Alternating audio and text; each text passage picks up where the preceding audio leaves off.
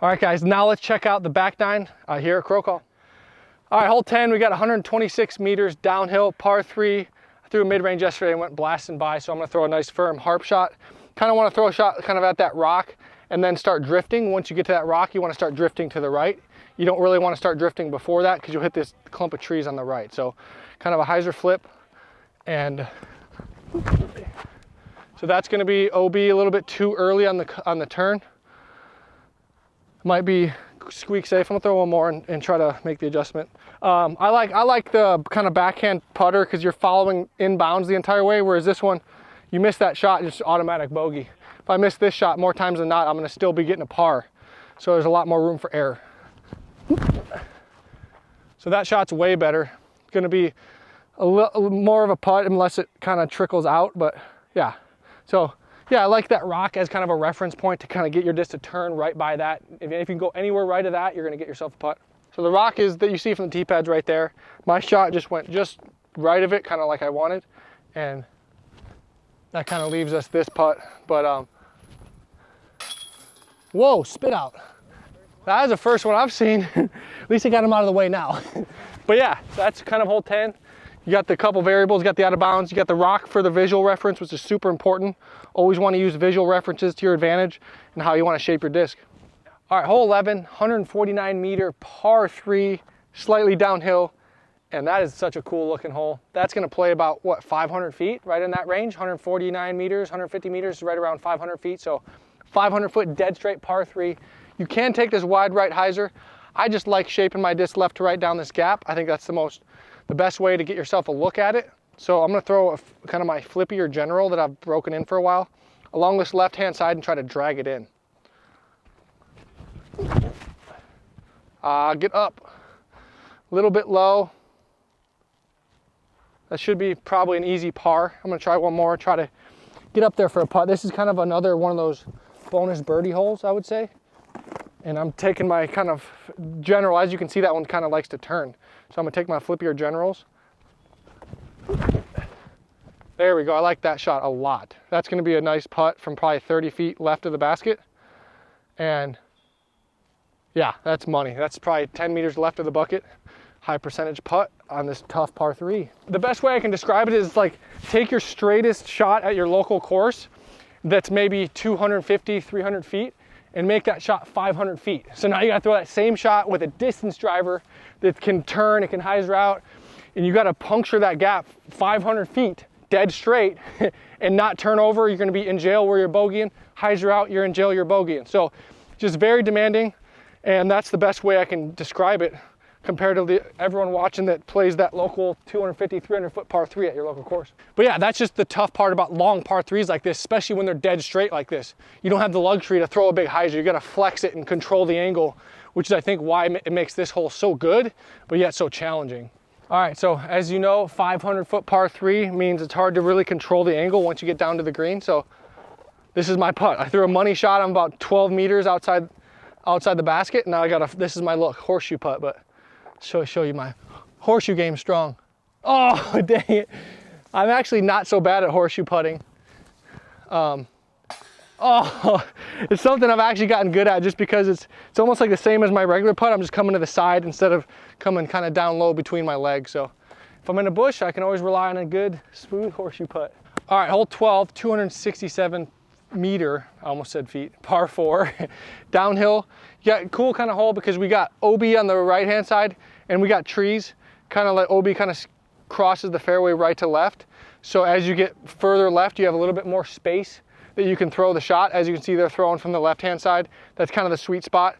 So that's kind of, you want to go, the closer you go to the OB, the easier the second shot is, but also the more you're risking going out of bounds. So the risk reward is real on this shot.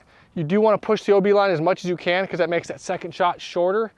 If you throw it too safe, that second shot's super long and you're having to control a driver from 450 into a sloped green. So try to push the OB line as much as I can while still being safe. And I think by doing that, the best way of doing that is going the left-hand side. So yeah, I'm gonna go with the felon on the right-hand side of these trees and just ride the right side of the trees and then fade left about 350, 400 feet down there. That's kind of what my vision is here. That looks really good. Pretty much exactly what I want. Ride the tree line, then come back left. So that shot is very high percentage, and I can throw it a little bit further if I want to, but it's just gonna start getting a little bit sketchy as far as, I'll try one more. I'll try the Criminal. So this is gonna be a little bit faster of a disc. So I'm gonna go hopefully about 20 to 30 feet further and give me that easier upshot. So let's see if that works out. So that's going a little bit left. Hopefully let's see the distance on it. So yeah, it's pretty much the exact same distance as the other one. I didn't really crush it as much as I wanted to because I know that OB's there. But yeah, definitely the type of hole you can bite off more, but you're risking a lot with that OB. Because if you do go OB, your chances of birdie are completely dead. I'd rather be short with a harder second shot into the basket, but at least give myself a birdie look, as opposed to scrambling for par when I can control the outcome based on my distance control of the shot. And so that's what I'm doing on this tee shot here.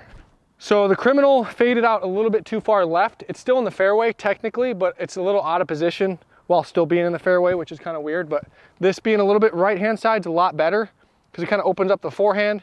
I can throw a left to right backhand. I can throw a straight at it backhand. So just my shot shaping is so much easier from this shot versus a shot that goes even just 20 feet left. And both of them are in the fairway. So that's the kind of stuff that in the fairway isn't quite good enough when you're at the pro level. You want to make sure you know exactly in the fairway where you want to be. And on this hole, you kind of want to be right center and not left center. That's the difference between high percentage and a little bit less high percentage birdie. So I'm going to throw a general, kind of one of my beat up purple ones as you guys have seen me throw. I'm going to use this left gap and kind of fade it, turn it over back left to the basket. Because this hole, it looks like the basket's right there, but it's uphill. So it plays a lot further. It's probably playing like 450 feet. So try to get myself in the wood chips from here. Or in the basket maybe would be cool. So that's deep, but it hit it, I mean, it's fine. I'm still probably 30 feet, 40 feet away. I'm gonna try a little less speed because as you saw, I kind of flew by the basket. I'm gonna try an Explorer, which is a click down on the speed and see what happens up there. That just slipped out of my hand early. So yeah, that first one was kind of the play. That one just didn't quite turn it enough. I'm gonna throw one more just because I wanna throw a good shot here to finish on this upshot. Another Explorer we got here. There we go. That's a lot better. See the height on that. See what that does. Okay, so yeah, that's right in the wood chips, about 10 feet away. I like that a lot, but I also like the first one. First one went sailing by the basket, but it's still probably only a 30-footer. A lot of trees to hit back there. And yeah, just making sure to blast up there and get myself a putt. Super important on tough upshots like this. Is just getting yourself up there and getting yourself a putt as opposed to, you know, hitting early or doing something. I mean, the bonus birdie holes, you want to try to get yourself looks on every single time. Because if you make 1 out of 3 on a bonus birdie hole like this, that's where that one stroke that you did birdie on that hole could be the difference between winning and losing. So I got a little bit of a low ceiling putt here. But as you can see, I don't mind going long because you still have a putt. I mean, you're still in the trees. But here, at least I'm on the green and I'm looking at it for birdie. That's obviously super important thing here. We're gonna make this one here. Oh, but yeah, as you can see, we missed, but we had a pretty much easy par. That Explorer shot, probably the right speed, a lot better speed as far as that goes. Because it's the same shot as this purple general. It's just obviously a lot slower of a disc. So that's the difference between being 50 feet in the woods and parked.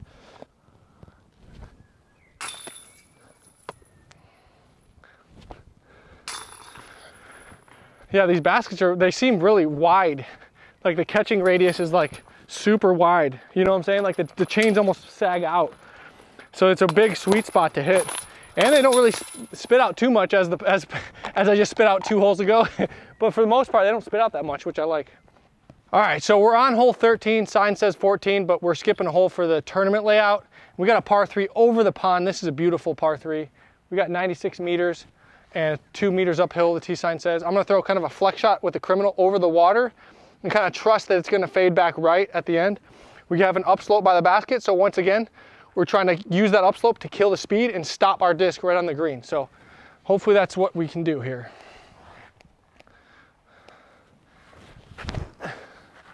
No. All right, it's gonna be good now. Oh, no. Oh no, I might have just thrown it in the water again. That's crazy. That's what I did last time. So hopefully I don't skip and roll into the water again. So that's gonna be good. Gonna hit the hill and just kind of stick. Well, yeah, it's safe, but a little short. Dang. Let's try one more here. It's a tough hole. As you can see, it's kind of perched up on top of that hill, and I'm really kind of gun shy after that one rolled right in the water. So that's, I actually like that, as long as it doesn't get too crazy on this. Yeah. Sit. It's crazy how much action that has. I did that yesterday. I threw it, hit the pin, and rolled all the way back into the waterfall. OB, lost my disc forever, so might be jumping in the waterfall to get my disc back. So I do also go in for disc, definitely. If it's a good enough disc, I'm getting in, because good discs that are broken in are hard to come by, you know what I'm saying? All right. So we're this is nothing worse than any ice bath I've done, so I ain't scared. I'm just gonna go with my pants on and get our disc. I think there's 2 discs, and hopefully the one from yesterday is here. I wonder how deep it is. Oh, it's not deep. Oh, it's not deep at all. I was thinking it was gonna be deep. Hopefully it's not slippery. We got 1, yes. We got, oops. 2. It's crazy, you can like see the disc, but it's like an extra like 5 feet deeper than you think it is. It's pretty chilly, but it ain't. Hopefully I'm not stepping on a snapping turtle or something. Oh, lots of rocks. I keep hitting my feet on rocks, so I don't feel my felon, but whoa. All right, let's see if it's near the waterfall. All right, I feel a disc, that's good. Come on, be my disc. Yes, let's go. Let's go. No lost soldiers, baby. Let's go. That's from yesterday. Got it back. This is my broken in one. We're game on. No lost soldiers in Norway, baby. Heck yeah, just wet feet, that's all. That's hilarious. We'll sacrifice some wet feet for our go-to discs. See, I'm just like y'all. I always go in and find my goodies. All right, so we got all our discs and we got a little bit of wet feet, but that ain't so bad. And we got the birdie on our second shot. And we also know that the left-hand side of this green is like ice. So we definitely want to favor this kind of 20 to 30 feet right zone and then take that putt as opposed to risking rolling into the waterfall during the tournament, because we don't want that. I thought of a funny moment that I think everybody can relate to. When you like go into a pond thinking you're gonna get your favorite disc, and you find a disc and you feel it and you pull it up and it's like a beat to crap DX Beast or something. You're like, no, spent all this time and I pull out a $1 DX Beast and you just throw it. You're like, what the heck? I thought that's what was gonna happen, but it was actually my disc, so I'm glad for that. All right, after the water adventure and the waterfall blessing that we gave ourselves here in Norway, we're on hole 14, not 15, and it's 106 meter par 3. We got the same old pond, and we got kind of OB right, this big old rock on the right hand side's OB. I'm gonna kind of throw a forehand kind of along this left side wood line with a general, just kind of smooth. 106 meters for perspective is probably like 340 feet, something like in that range. So I'm gonna go a nice smooth general. It's a little short, looks like. Okay, so that's actually a little short, like probably 8-10 meters short.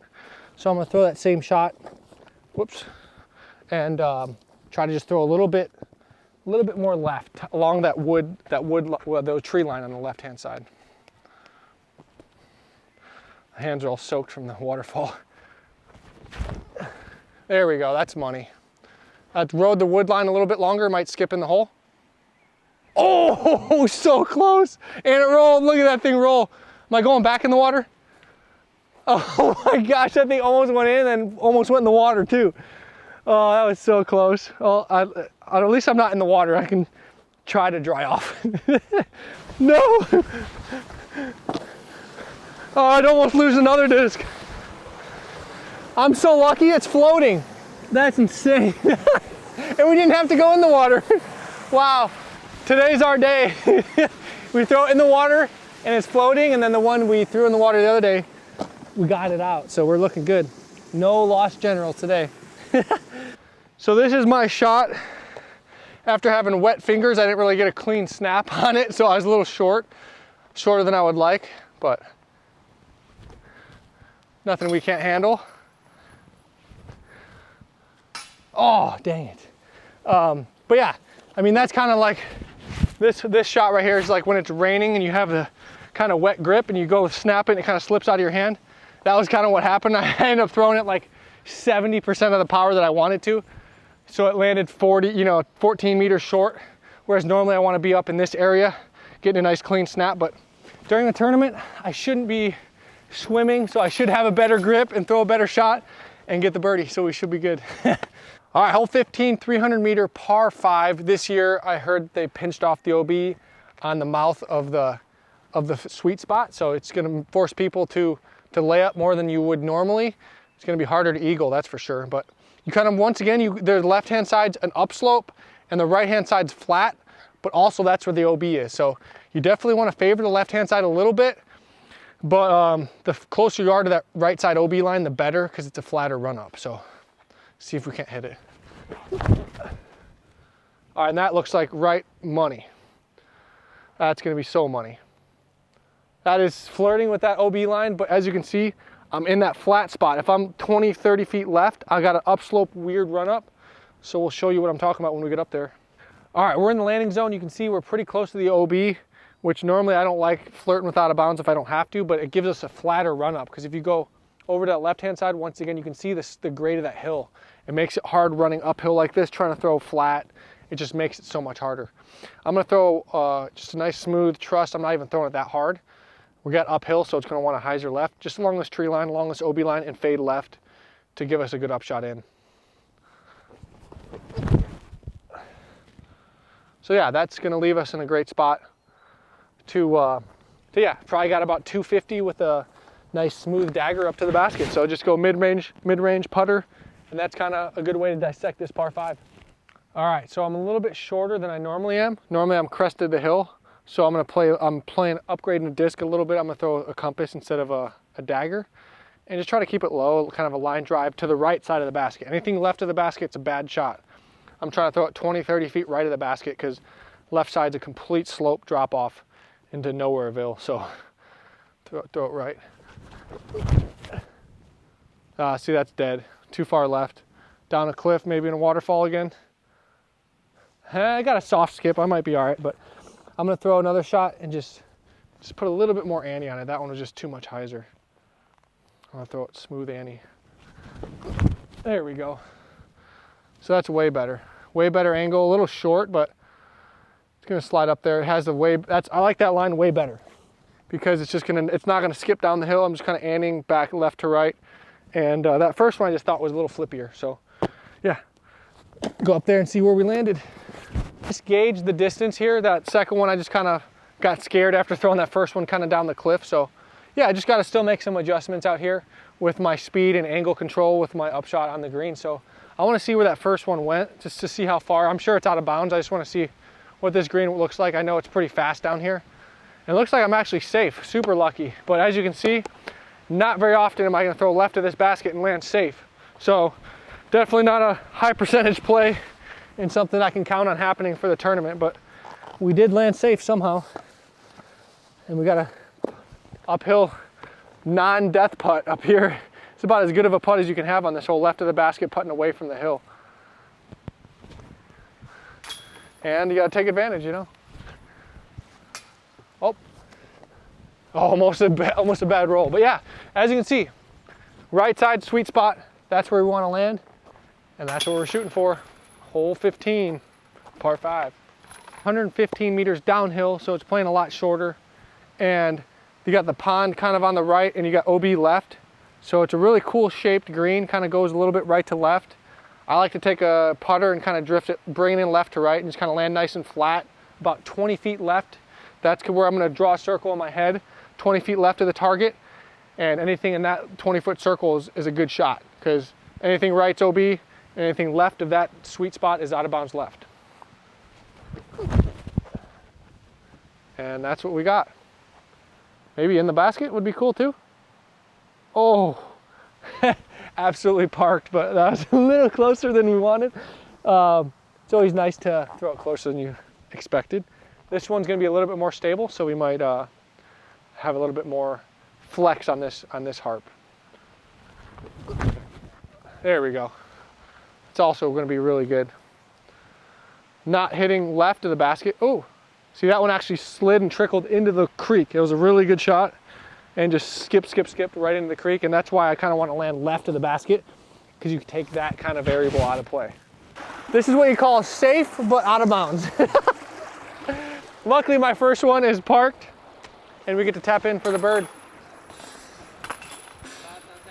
Yep, that's how you throw it. You throw a harp to 2 feet. All right, hole 17. Old hole 18 from last year's course, but this year it's hole 17, 230 meters downhill, par 4, and you kind of got a little pinched off fairway that opens up after those initial trees.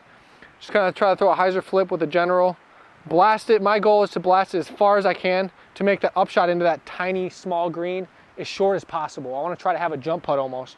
So I'm trying to blast it over these people's heads with some flex on it and just get as much distance to make that second shot as easy as I can.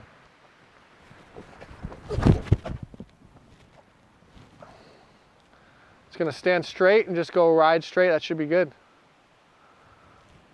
A little bit low, kind of killed some of my flight. I mean, it's a great shot and I'll take it, but I wanna just throw a little bit higher and a little bit more right to get a little bit more flex and get a little more flight before I hit the ground. So let's try that on this one. There we go. That's right, exactly what I want. Tiny bit too much turn, but it should come back. Oh, okay, it did come back a little too late. I mean, still good. I just want to start that trusted a little bit more hyzer, then flip, instead of just kind of drifted into the trees, but we got some shots to work with. Let's throw some up shots from there. All right, so here's my shot. I clipped the tree, so I'm gonna be a little further back than I normally am. If I were to get a full flight, I'd probably be another 30, 40 feet up, maybe kind of by that red pole almost. But I'm gonna throw kind of just a feel shot here. I haven't thrown the shot too much, so I'm just gonna get a feel on how far the distance is. So that feels pretty good. Should be safe, if I had to guess. Oh, a little short, okay. So that was a slammer, and I'm gonna try to throw a harp on this one, which would just give me a little bit more glide. That one looked good, and then just kind of dried up a little bit short. See, that's way better. It's got a little more glide, and it should just be right next to it. Yeah, a little deep, which I'm not sure is what's back there, but that's kind of the difference between the harp and the slammer, is that slammer is gonna wanna die out earlier. So if I'm farther up, I'm gonna go with the slammer. If I'm further back, I'm gonna go with the harp, just to get that little extra glide and make sure I hit the green. I'm also gonna try a backhand just for fun, just to test it out and see how it feels. You never know, I might throw a backhand in the tournament. That felt good, nice and smooth. See how the distance is on it? Yeah. So I like that. Felt controllable, very smooth. And yeah, if I'm coming from the left-hand side, it almost fits that kind of shot better. Yeah, we'll just kind of total feel shot for the tournament, whatever feels better, forehand or backhand. So my backhand's parked, and my forehand that went a little deep is still money, just a little bit long, but definitely a very makeable putt. So yeah, basically anything on this green should be a make. I mean, unless you're way back long, but if you're on this green and you're a professional, you should be getting a birdie. Yeah, that's hole 17, old hole 18. So now let's head to 18. I heard it's a beast of a hole. I'm excited to check it out. Oh, sure, wow. Trade in the camera for a Sharpie, dude. Yeah, dude. Let's go. Nice. Are you standing still? All right, hole 18, par 5, unknown amount of meters, but we're throwing dead straight, and we got kind of like a golf course type of green, and we got like a right side gap in the tree. Supposedly, I've never played the hole, so I'm playing the first time with you guys. So let's throw one down there and see what we get.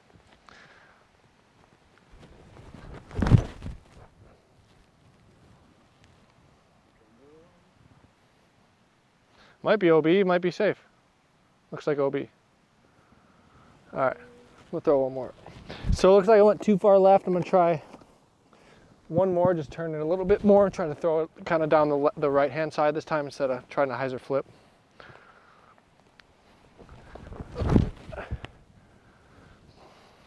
So I think if that hyzers a little bit, it might be good.